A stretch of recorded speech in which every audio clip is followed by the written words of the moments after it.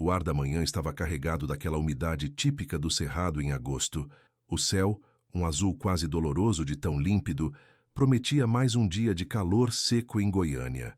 Renato Campos, 34 anos, terminava de acomodar as últimas malas no porta-malas do Monza Vinho, enquanto Márcia, sua esposa, fechava a porta de casa com aquela sensação estranha que às vezes nos assalta quando saímos para uma viagem. Esqueci alguma coisa, murmurou para si mesma, percorrendo mentalmente a lista de itens necessários para os 4 dias em Brasília. Se esqueceu, compramos lá, respondeu Renato, consultando o relógio.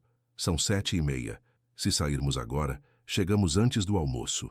Isabela, a filha de 8 anos, saltitava pela calçada com a animação de quem tinha acabado de entrar em férias escolares. Seus tênis novos, brancos com detalhes roxos, faziam um barulho ritmado contra o concreto. Na mão, segurava firmemente o Walkman amarelo que havia ganhado no aniversário do mês anterior. "Pai, posso ir no banco da frente?" perguntou, já sabendo a resposta. "Nem pensar, mocinha. Banco de trás, o cinto de segurança." Renato respondeu, bagunçando carinhosamente os cabelos da filha. "E não esquece que a tia Helena disse que tem uma surpresa para você." O rosto de Isabela iluminou-se. A tia Helena, irmã mais velha de Renato, era famosa por seus presentes criativos e por mimar a sobrinha única. Márcia voltou para dentro rapidamente, verificando mais uma vez se todas as janelas estavam fechadas e se os aparelhos estavam desligados. Seu vestido azul marinho esvoaçava levemente com a brisa que entrava pela porta ainda aberta. No dedo, a aliança de ouro brilhava, presente de casamento dos pais de Renato, com as iniciais R&M gravadas por dentro, uma tradição familiar que remontava a gerações. "Pronto, agora sim", disse, fechando a porta e girando a chave 2 vezes na fechadura. "Ligou para a Helena avisando que estamos saindo?" "Liguei ontem à noite. Ela está nos esperando para o almoço. Fez questão de preparar aquela macarronada que a Isabela adora." A menina comemorou no banco de trás, já afivelando o cinto de segurança como o pai havia ensinado. Seus dedos tamborilavam no estojo de fitas cassete, ansiosos para escolher a trilha sonora perfeita para a viagem.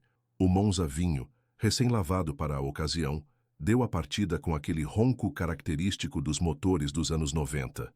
Renato ajustou o retrovisor, sintonizou o rádio em uma estação de notícias e lançou um último olhar para a casa de tijolos aparentes que havia construído com tanto esforço no bairro Setor Bueno. 2h30 no máximo, e estamos lá, disse ele, enquanto o carro ganhava a rua silenciosa daquele sábado de início de agosto. Os vizinhos que ocasionalmente observavam a cena não poderiam imaginar que seria a última vez que veriam a família Campos. Aquela imagem comum, um carro saindo para uma viagem de fim de semana, uma família sorridente, malas no porta-malas, se transformaria, em poucas horas, no início de um dos mistérios mais perturbadores da história recente do centro-oeste brasileiro. O Monza Vinho seguiu pela Avenida 85, tomou a BR-060 e desapareceu no horizonte do Cerrado, engolido pela vastidão dourada que separa Goiânia de Brasília. Um trajeto comum, feito por centenas de veículos todos os dias. Um caminho que, para a família Campos, não teria volta. Helena Campos olhou para o relógio de parede pela 10ª vez naquela tarde. Já passava das 3 e ainda não havia sinal de Renato, Márcia e a pequena Isabela. O macarrão, outrora al dente, agora descansava mole e frio sobre a mesa posta desde o meio-dia. As ligações para o telefone fixo da casa em Goiânia caíam direto na secretária eletrônica. O celular de Renato, um aparelho novo e caro, raridade em 1996, estava fora de área. Deve ter acontecido algum imprevisto. Tentou tranquilizar o marido, Paulo, que observava a cunhada caminhar nervosamente pela sala do apartamento em Brasília. Talvez o carro tenha quebrado. Mas Helena conhecia o irmão. Renato era metódico, previsível, quase obsessivamente pontual. Se houvesse qualquer problema, ele teria encontrado um telefone público na estrada para avisar. Aquele silêncio não combinava com ele. Às 6 da tarde, incapaz de conter a preocupação por mais tempo, Helena procurou a Polícia Rodoviária Federal. A resposta inicial foi protocolar. "Senhora, não houve registro de acidentes na BR-060 hoje." Eles provavelmente se atrasaram ou mudaram de planos, mas os planos não haviam mudado, e o tempo, implacável, continuava a passar. Na manhã seguinte, com o desaparecimento já oficialmente registrado, viaturas percorreram toda a extensão da rodovia que liga as duas capitais. Helicópteros sobrevoaram áreas de mata mais densa, próximas à estrada. Nada, nem vestígios de acidente, nem marcas de frenagem no asfalto, nem destroços ou indícios de que o Monza Vinho tivesse saído da pista. Os dias se transformaram em semanas. As primeiras páginas dos jornais goianos e brasilienses estampavam as fotos da família, lado a lado. Renato com seu sorriso contido, os óculos de aro fino e o cabelo sempre bem aparado. Márcia, de cabelos castanhos até os ombros e olhos que pareciam sorrir mais que os lábios. E Isabela, com o olhar curioso e duas tranças desiguais, feitas pelo pai, que nunca aprendera direito a penteá-la. Família desaparece misteriosamente na BR-060, anunciavam as manchetes. As teorias se multiplicavam. Alguns sugeriam sequestro. Renato era gerente de uma agência bancária em Goiânia, embora sua posição não o colocasse entre os alvos preferenciais de sequestradores. Outros suspeitavam de um assalto que terminara em tragédia, com os corpos e o veículo escondidos em algum ponto remoto do cerrado. Houve até quem especulasse sobre uma fuga planejada. Talvez Renato tivesse dívidas desconhecidas ou estivesse envolvido em algo ilícito no banco. Helena rejeitava veementemente esta última possibilidade. Meu irmão jamais abandonaria tudo sem motivo e jamais me deixaria sem notícias, sabendo como eu ficaria. A polícia investigou todas as pistas, analisou extratos bancários, entrevistou colegas de trabalho, checou registros telefônicos, vasculhou a casa da família em busca de indícios. Nada parecia fora do lugar. No dia anterior à viagem, Renato havia trabalhado normalmente no banco. Márcia, professora primária, havia deixado planejamentos de aula cuidadosamente organizados para a semana seguinte. Isabela tinha até mesmo separado os livros que levaria para mostrar aos primos em Brasília. Com o passar dos meses, o caso começou a esfriar. Outras manchetes tomaram o lugar da família desaparecida. Os telefonemas de solidariedade para Helena ficaram mais raros. O grupo de buscas voluntárias, que inicialmente contava com dezenas de pessoas percorrendo trechos da rodovia nos fins de semana, foi se reduzindo até restar apenas alguns amigos próximos e familiares. Um ano após o desaparecimento, em agosto de 1997, uma pequena nota no canto de um jornal local lembrava o caso ainda sem solução. Helena havia organizado uma missa em memória da família, embora se recusasse a aceitar que estivessem mortos. Desaparecidos. Ela corrigia firmemente quem se referia a eles no passado. Eles estão desaparecidos, não mortos. O Monza Vinho nunca foi encontrado. Nenhum registro do veículo apareceu em outras cidades ou estados. Era como se o carro, junto com seus 3 ocupantes, tivesse sido engolido pela terra vermelha do cerrado. Em 2003, 7 anos depois, o caso foi oficialmente arquivado, transformando-se em mais uma estatística na longa lista de desaparecimentos não solucionados no Brasil. Para o mundo, a família Campos havia se tornado uma lembrança distante, um daqueles mistérios ocasionalmente mencionados em conversas sobre casos estranhos. Mas para Helena, que agora vivia sozinha após a morte do marido, a ausência do irmão, da cunhada e da sobrinha era uma ferida que se recusava a cicatrizar. Todo dia 3 de agosto, religiosamente, ela colocava flores frescas diante das fotografias emolduradas na estante da sala. E toda noite, antes de dormir, verificava se o telefone estava funcionando. Caso, finalmente, a chamada que esperava há tantos anos viesse a acontecer. O sol de março de 2016 castigava impiedosamente os operários que trabalhavam na construção da nova ciclovia paralela à BR-060. O projeto fazia parte das iniciativas de mobilidade urbana que conectariam os municípios no entorno de Brasília, facilitando o deslocamento de ciclistas que, até então, arriscavam-se no acostamento da movimentada rodovia. José Carlos, conhecido como Zeca pelos colegas, operava a retroescavadeira que abria espaço para a fundação da ciclovia. Aos 42 anos, já tinha visto de tudo em seus quase 20 anos trabalhando em obras rodoviárias pelo centro-oeste. Mas naquela tarde abafada, a cerca de 70 quilômetros de Brasília, ele encontraria algo que o perturbaria profundamente. Tem alguma coisa estranha aqui, Antônio? Gritou para o supervisor, após a pá da máquina arrastar o que parecia ser um pedaço de tecido entre a terra avermelhada. Antônio aproximou-se relutante, o capacete amarelo contrastando com o céu de um azul intenso. Inicialmente pensou que fossem apenas restos de lixo. Não seria a primeira vez que encontravam dejetos enterrados às margens da rodovia. Mas quando se agachou para examinar melhor, seu semblante mudou. E para a máquina, Zeca, chama o pessoal. O tecido, de um azul desbotado pelo tempo, não estava sozinho na terra. Ao seu lado, brilhando discretamente sob a poeira que o cobria parcialmente, estava um anel dourado, uma aliança. Sob os procedimentos padrão, a área foi isolada e a Polícia Rodoviária Federal foi chamada ao local. O que poderia ter sido tratado como um simples achado de objetos perdidos ganhou contornos mais sérios quando um dos policiais mais velhos, Sargento Mendes, notou algo na aliança após limpá-la superficialmente com o lenço. R.M.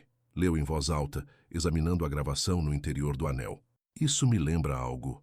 Naquela mesma noite, em uma sala da delegacia especializada em Santo Antônio do Descoberto, município próximo ao local do achado, o tecido azul e a aliança foram fotografados e catalogados. O sargento Mendes, incomodado pela sensação de que aquelas iniciais lhe eram familiares, decidiu pesquisar nos arquivos de casos antigos. Foram necessárias 3 horas de busca em caixas empoeiradas, até que ele encontrasse o que procurava. Uma pasta amarelada pelo tempo, com a etiqueta Desaparecimento, Família Campos, agosto, 1996. No relatório, a descrição detalhada dos pertences das vítimas incluía uma aliança de ouro com as iniciais R1M, gravadas internamente e no vestido azul marinho, tecido lévido. Meu Deus, murmurou o sargento, encarando as fotografias recém-tiradas ao lado das descrições de 20 anos atrás. Na manhã seguinte, o telefone tocou na casa de Helena Campos. Aos 72 anos, ela ainda morava no mesmo apartamento em Brasília, embora agora dividisse o espaço com a sobrinha por parte de marido, que viera cuidar dela após um AVC leve no ano anterior. Senhora Helena Campos, aqui é o delegado Assis, da Delegacia Especializada de Santo Antônio do Descoberto. Precisamos que a senhora venha até aqui para identificar alguns objetos encontrados. Helena, que ouvira frases semelhantes algumas vezes ao longo dos anos, sempre seguidas por decepções, segurou o fôlego. Que objetos, delegado? Uma aliança com iniciais e um pedaço de tecido, senhora, foram encontrados durante obras na BR-060. O táxi percorreu o caminho até a delegacia em menos de 1 hora. Embora o tempo tivesse enrugado seu rosto e embranquecido seus cabelos, os olhos de Helena mantinham a mesma determinação de 20 anos atrás. Ao entrar na sala onde os objetos estavam dispostos sobre uma mesa, ela não precisou de mais que alguns segundos. É uma aliança do Renato, disse com a voz embargada. Foi da nossa mãe, depois passou para ele. E este tecido é do vestido da Márcia. Ela o usava quando saíram naquele dia. Naquela tarde, uma equipe especial de investigação foi designada para reabrir oficialmente o caso da família Campos. A área onde os objetos foram encontrados foi extensivamente isolada, e equipes forenses começaram a trabalhar metodicamente, removendo camadas de terra em busca de mais evidências. A notícia se espalhou rapidamente. Aliança reabre caso de família desaparecida. Há 20 anos. Anunciavam agora os jornais, alguns dos quais haviam publicado a história original 2 décadas antes. Para Helena, que por tantos anos se recusara a realizar um funeral simbólico para a família, aquela aliança representava uma contradição dolorosa. Era a primeira evidência concreta desde o desaparecimento, mas também o primeiro indício tangível de que algo trágico realmente havia acontecido naquela estrada. O que significa isso, delegado? Perguntou ela, enquanto assinava o termo de reconhecimento dos objetos. Por que só encontraram isso agora? Onde está o resto? Onde estão eles? O delegado Assis, com mais de 30 anos de carreira e prestes a se aposentar, Não tinha respostas fáceis. Senhora Helena, estamos fazendo tudo o que podemos. O local está sendo minuciosamente investigado. Se houver mais alguma coisa para encontrar, nós vamos encontrar. A aliança e o pedaço de tecido, agora embalados em invólucros próprios para evidências, foram enviados para análise laboratorial. Helena voltou para casa naquele dia com uma fotografia dos objetos e um turbilhão de emoções que não sabia como processar. 20 anos de espera, e tudo o que tinha agora era uma aliança e um pedaço de tecido desbotado. Mas para os investigadores, aqueles objetos não eram apenas lembranças físicas de pessoas desaparecidas. Eram o primeiro capítulo de uma história que finalmente poderia ser contada. A área onde a aliança e o tecido foram encontrados transformou-se rapidamente em um canteiro de investigação forense. A construção da ciclovia foi temporariamente interrompida e tendas brancas foram erguidas para proteger o local tanto do sol inclemente quanto de olhares curiosos que, inevitavelmente, começaram a se acumular nas proximidades. Sob a coordenação da doutora Lúcia Meirelles, antropóloga forense com experiência em casos de desaparecimentos políticos durante a ditadura militar, uma equipe multidisciplinar iniciou o que seria um dos mais meticulosos trabalhos de escavação já realizados em uma rodovia brasileira. Cada centímetro quadrado precisa ser documentado, instruía Lúcia aos técnicos que trabalhavam em uma grade de 2 metros quadrados, cuidadosamente demarcada ao redor do ponto onde os objetos haviam sido encontrados. Qualquer alteração no solo, qualquer fragmento, por menor que seja, pode ser significativo. No terceiro dia de trabalho, a cerca de 40 centímetros de profundidade e a 2 metros do local original, a equipe encontrou mais um objeto, um Walkman amarelo, severamente danificado pelo tempo, mas ainda reconhecível.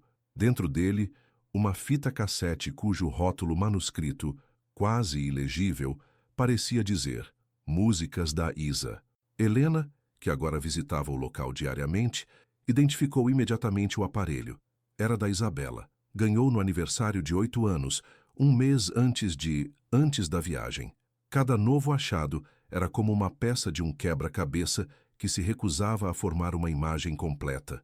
Nos dias seguintes, fragmentos de tecido que pareciam pertencer a roupas diferentes, alguns botões e o que os especialistas identificaram como restos de um estojo de fitas cassete foram cuidadosamente coletados e catalogados. Mas o que todos esperavam e temiam encontrar ainda não havia aparecido: restos mortais. A extensão da área de busca foi gradualmente ampliada. Georradares foram utilizados para mapear anomalias no subsolo e cães farejadores treinados para detectar restos humanos foram trazidos de Brasília. A imprensa acompanhava cada desenvolvimento e teorias renovadas surgiam a cada dia nas redes sociais e programas de televisão dedicados a casos policiais. Foi na segunda semana de investigação, quando as escavações já haviam se estendido por quase 200 metros quadrados, que a equipe de Lúcia fez uma descoberta perturbadora. A cerca de 1,5 metro de profundidade e a aproximadamente 15 metros do ponto onde a aliança havia sido encontrada, o solo apresentava uma coloração diferente, formando o que os especialistas chamam de interface de perturbação, um indício claro de que a Terra havia sido revolvida em algum momento do passado. Ao escavar cuidadosamente esta área, encontraram fragmentos metálicos que, após análise preliminar, foram identificados como partes de uma estrutura veicular, pedaços de para-choque, fragmentos do que parecia ser um retrovisor e pequenas amostras de tinta automotiva de cor vinho. A notícia rapidamente chegou a Helena, que aguardava em uma das tendas de apoio. "Um carro?" perguntou ela, com a voz trêmula. "Vocês encontraram o carro deles?" Lúcia, sempre cuidadosa com suas palavras, explicou. "Ainda não podemos afirmar com certeza, dona Helena. Encontramos fragmentos que parecem ser de um veículo, e a cor da tinta é compatível com a descrição do Monza. Mas precisamos continuar escavando para entender melhor o que aconteceu aqui." Na terceira semana, quando as escavações já haviam removido toneladas de terra e atingido profundidades superiores a 2 metros em alguns pontos, a equipe chegou ao que todos suspeitavam encontrar: evidências ósseas. Os primeiros fragmentos, pequenos e dispersos, foram encontrados misturados à terra e aos pedaços metálicos. Com o avanço cuidadoso da escavação, estruturas mais completas começaram a emergir. A disposição dos ossos sugeria que haviam sido perturbados, seja pela ação do tempo, animais, ou pelo próprio processo que os levara àquele local. 3 indivíduos, confirmou Lúcia após as análises preliminares. Um adulto do sexo masculino, um adulto do sexo feminino e uma criança, provavelmente entre 7 e 10 anos. Para Helena, a confirmação foi devastadora, mas também trouxe um estranho tipo de alívio. Depois de 20 anos imaginando centenas de cenários possíveis, finalmente havia uma resposta concreta, por mais dolorosa que fosse. As análises de DNA, realizadas com amostras fornecidas por Helena e outros familiares, confirmaram o que já se suspeitava. Os restos mortais pertenciam a Renato, Márcia e Isabela Campos. Mas a grande questão permanecia. O que havia acontecido naquela estrada em agosto de 1996? Como o carro e a família haviam terminado enterrados a quase 2 metros de profundidade, a menos de 30 metros da rodovia, sem que ninguém tivesse notado? A resposta começou a tomar forma quando a equipe forense expandiu ainda mais a área de escavação e descobriu, a cerca de 50 metros do local dos corpos, os restos do que parecia ser uma estrutura de máquina pesada, possivelmente um trator ou retroescavadeira. Isso não estava aqui por acidente, afirmou o delegado Assis, observando os fragmentos metálicos enferrujados. Alguém usou equipamento pesado para cavar um buraco e ocultar evidências. A investigação agora tomava um novo rumo. Não se tratava mais apenas de entender como a família havia desaparecido, mas quem havia deliberadamente escondido qualquer vestígio deles por 2 décadas.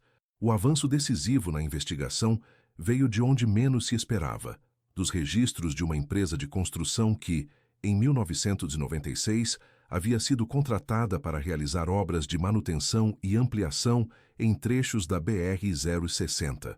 Após semanas analisando documentos antigos e entrevistando ex-funcionários, os investigadores montaram uma cronologia perturbadora. Na mesma semana do desaparecimento da família Campos, uma equipe de manutenção trabalhava exatamente no trecho onde os restos foram encontrados, realizando intervenções no acostamento e na drenagem lateral da pista. Cruzando os dados dos turnos de trabalho com o provável horário em que a família trafegava pela rodovia, os investigadores chegaram a uma lista de 6 operários e 2 supervisores que estavam no local naquele 3 de agosto de 1996. Destes 8 nomes, 3 já haviam falecido, 2 viviam em outros estados e 3 ainda residiam em cidades do entorno de Brasília, incluindo Antônio Ferreira, que em 1996 era um jovem operador de máquinas pesadas e, coincidentemente, em 2016, trabalhava como supervisor na obra da ciclovia, presente no dia em que a aliança foi descoberta. Quando confrontado com as evidências e a estranha coincidência, Antônio inicialmente negou qualquer envolvimento. Mas após horas de interrogatório e diante da ameaça de prisão preventiva, ele finalmente cedeu. Foi um acidente, confessou, com os olhos fixos no chão da sala de interrogatório. Nós não queríamos que aquilo acontecesse. Sua versão dos fatos, posteriormente confirmada pelo depoimento de outro ex-colega, revelou uma história trágica que havia permanecido enterrada por 2 décadas. Naquela manhã de sábado, a equipe de manutenção realizava reparos no sistema de drenagem lateral da pista, utilizando uma retroescavadeira para abrir valetas no acostamento. O trabalho era irregular. A empresa havia sido contratada para serviços durante a semana, mas o supervisor havia ordenado que continuassem no fim de semana sem sinalização adequada para cumprir prazos atrasados.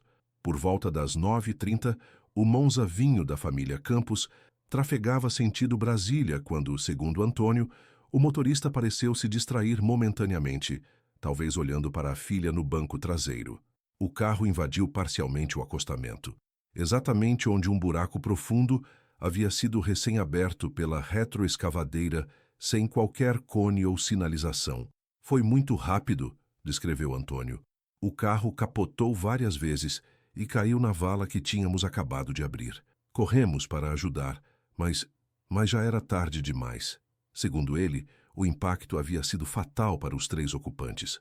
O supervisor, temendo as consequências legais do trabalho irregular e sem sinalização, tomou uma decisão que mudaria para sempre o rumo de várias vidas. Ele disse que iríamos todos para a cadeia, que a empresa quebraria, que perderíamos nossos empregos, continuou Antônio. Então ele ordenou que ampliássemos o buraco com a retroescavadeira e enterrássemos tudo. O carro, a família, tudo. Em questão de horas, o Monza e seus ocupantes foram sepultados a quase 2 metros de profundidade. A terra foi compactada e a equipe dispersou evidências da escavação por uma área ampla para disfarçar o local exato.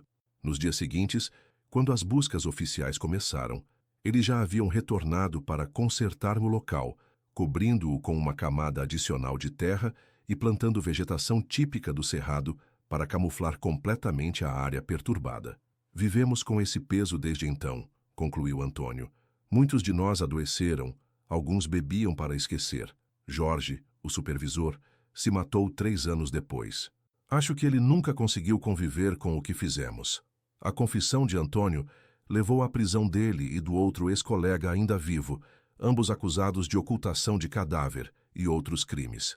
A empresa de construção, embora sob nova administração, enfrentaria processos civis por responsabilidade no acidente e na subsequente ocultação.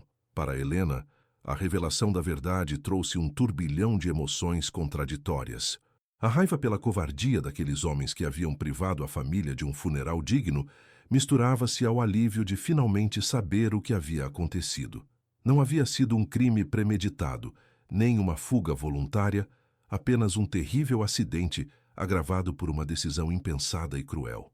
20 anos, murmurou ela para o delegado Assis, após ouvir a confissão completa. 20 anos esperando por uma ligação que nunca viria, imaginando 1000 possibilidades, sempre me perguntando se eles poderiam estar vivos em algum lugar. E todo esse tempo, eles estavam ali, tão perto da estrada. Em maio de 2016, após a conclusão das análises forenses, os restos mortais de Renato e Márcia e Isabela Campos finalmente receberam um funeral apropriado. Centenas de pessoas compareceram à cerimônia em Goiânia, incluindo antigos vizinhos, colegas de trabalho de Renato, ex-alunos de Márcia e amigos de escola de Isabela, agora adultos que guardavam lembranças distantes da colega de classe que um dia desaparecera misteriosamente. Helena, em seu discurso de despedida, segurava firmemente a aliança que havia desencadeado a descoberta da verdade. Limpa e restaurada, as iniciais RAM brilhavam sob a luz do sol que entrava pelas janelas da capela. Esta aliança simboliza um amor que nem mesmo 20 anos debaixo da terra conseguiram apagar, disse ela, com a voz embargada, mas firme. Ela nos trouxe de volta à verdade. E com a verdade, por mais dolorosa que seja, finalmente podemos ter paz. A história da família Campos e da aliança que revelou seu destino transformou-se em um lembrete poderoso sobre a fragilidade da vida e a persistência da memória. O caso foi documentado em livros, reportagens especiais e até um documentário produzido por uma emissora nacional. No local onde os restos foram encontrados, agora parte da ciclovia finalmente concluída, um pequeno memorial foi erguido. Uma placa simples narra brevemente a história da família e do acidente, terminando com uma mensagem que Helena havia escolhido pessoalmente: Renato, Márcia e Isabela Campos, perdidos em 1996, encontrados em 2016. O amor permanece, a verdade liberta, a memória persiste. E ao lado da placa, protegida por uma redoma de vidro, uma réplica exata da aliança que, após 20 anos, sob a terra vermelha do cerrado, finalmente trouxera à luz uma verdade há muito enterrada.